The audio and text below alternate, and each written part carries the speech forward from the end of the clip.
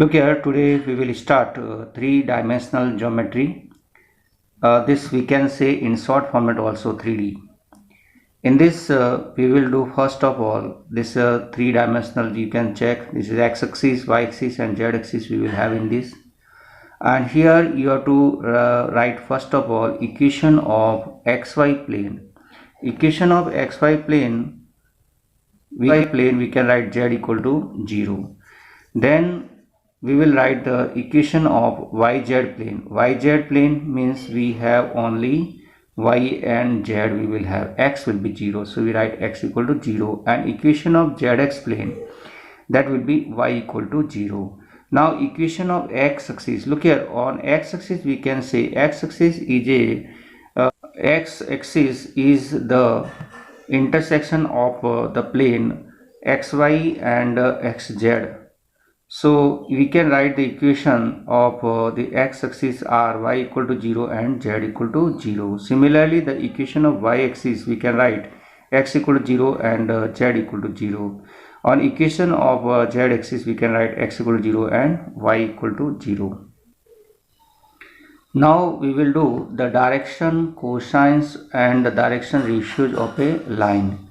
Look here, this line AB is given to you, and this line make alpha angle, beta angle and gamma angle with the OX, OY and OZ. Now here cos alpha, cos beta and cos gamma are called the direction cosines of the line AB. These can be represented by element. The direction cosines can be represented by the element, and this L we can write cos alpha, M we can write cos beta and N you can write cos gamma. X-axis makes angle 0 degree, 90 degree, 90 degree with the coordinate axis. Then the direction cosines are cos 0, cos 90 and cos 90, that we can write 100.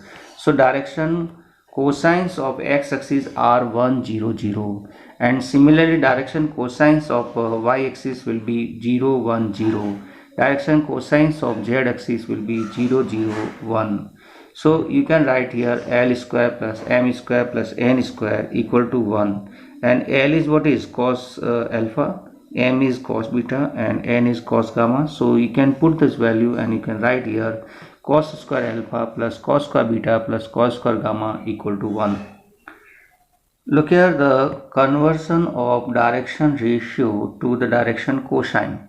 Look here, if ABC are direction ratio, then we have to convert the direction ratio in direction cosine. How we can change? Look here, if element are the direction cosine, we suppose that the element are direction cosine, means here direction cosines and direction ratios are proportional. So you can write here L upon A, M upon B, N upon C equal to K. And now L equal to what we can write? AK, B, M equal to BK, N equal to CK. And we know that L square plus M square plus N square equal to 1. So put the value of element, you get here A square K square plus B square K square plus C square K square equal to 1. Now K square you take common, so you get K square bracket A square plus B square plus C square. So K square, what we can write? K square equal to 1 upon A square plus B square plus C square. So K equal to, you can write plus minus 1 upon root A square plus B square plus C square. Means you can write here this value of L is plus minus A upon root A square plus B square plus C square. M equal to plus minus B upon root A square plus B square plus C square, and N equal to plus minus C upon root A square plus B square plus C square. Look here, a line AB where A point is given to you x1, y1, z1 and B is given to you the x2, y2, z2. Then direction ratio of this line AB will be x2 minus x1, y2 minus y1, z2 minus z1. And R will be the modulus of AB, means R is here distance between A and B, that we can write here that root of x2 minus x1 square plus y2 minus y1 square plus z2 minus z1 square. Now you have to change that in this is a ratio, direction ratio, you have to change in direction cosines, you can divide by R. So x2 minus x1 upon R, y2 minus y1 upon R and z2 minus z1 upon R. And if you have sometime plus minus given, then also these are correct. two lines are parallel, then we can say if direction ratios are given, you can write a1 upon a2 equal to b1 upon b2 equal to c1 upon c2, and if direction cosines are given, then you can write l1 upon l2 equal to m1 upon m2 equal to n1 upon n2.